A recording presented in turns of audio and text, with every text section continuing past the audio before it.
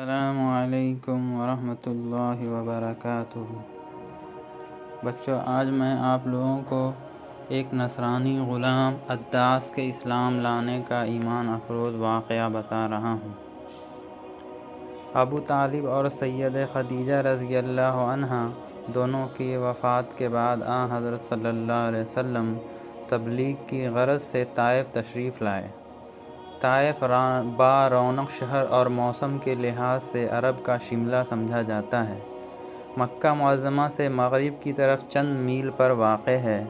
یہاں حضرت صلی اللہ علیہ وسلم کو ایسے لوگوں سے سابقہ پڑا جو ظلم و سرکشی میں مکہ والوں سے بڑھے تھے۔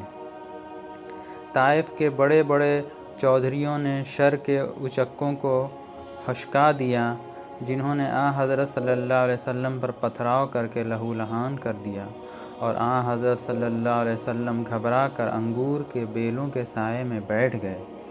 قریش مکہ بڑے چودھری ربیعہ کی زمینداری طائف میں تھی۔ ربیعہ کے دونوں بیٹے شیبہ اور عتبہ یہاں آئے ہوئے تھے۔ رسول اللہ صلی اللہ علیہ وسلم کو اس حال میں دیکھ کر انہیں ترس آ گیا، اور اپنے عیسائی غلام عداس کے ذریعہ پلیٹ میں انگور کے خوشے رکھ دیے۔ حضرت صلی اللہ علیہ وسلم نے بسم اللہ پڑھ کر تناول فرمانا شروع کر دیا۔ بسم اللہ پر عداس کے تعجب کی کوئی حد نہ رہی۔ عرض کیا، اے صاحب، اس بستی کے رہنے والے تو یہ کلمہ نہیں پڑھتے، خدا را مجھے بھی اس کی حقیقت بتائیے۔ رسول اللہ صلی اللہ علیہ وسلم نے کہا، تمہارا وطن کہاں ہے اور مذہب کیا ہے؟ عداس، میرا وطن نینوا ہے اور مذہب نصرانی ہوں۔ رسول اللہ صلی اللہ علیہ وسلم نے فرمایا، وہی نینوا جہاں ایک مرد صالح یونس علیہ السلام پیدا ہوئے۔ عداس، یونس کو آپ نے کیسے جانا؟ رسول اللہ صلی اللہ علیہ وسلم نے فرمایا، یونس نبی میرے بھائی تھے، میں بھی نبی ہوں۔ رسول اللہ صلی اللہ علیہ وسلم کی زبان سے یہ کلمہ ابھی پوری طرح ادا نہ ہوا تھا کہ عداس نے سر سے پاؤں تک رسول اللہ صلی اللہ علیہ وسلم کے روئیں روئیں کو بوسہ دیا۔ شیبہ یہ منظر دیکھ رہا تھا، اس سے رہا نہ گیا۔ غلام واپس لوٹا تو کہا، اے بدنصیب، تو اس شخص سے کس غضب کی عقیدت کا اظہار کر رہا تھا؟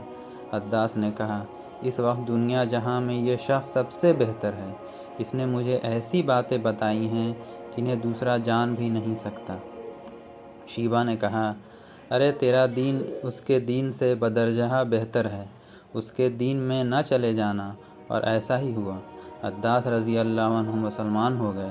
جب شیبہ اور عتبہ جنگ بدر کے لیے نکلے تو عداس مکہ سے باہر سنیت البیضہ نام کے ٹیلے پر بیٹھے ہوئے تھے۔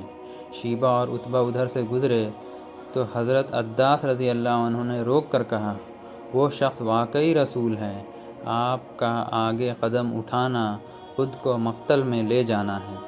مگر شیبہ اور عتبہ کے تقدیر میں اپنے سرغنہ ابو جہل سے ہم بغل ہو کر بدر کے اندھے کنویں کی نجس موت درج تھی، اور عداس رضی اللہ عنہ کے مقدر میں بدر کی شہادت کا عروج، اور ایسا ہی ہوا۔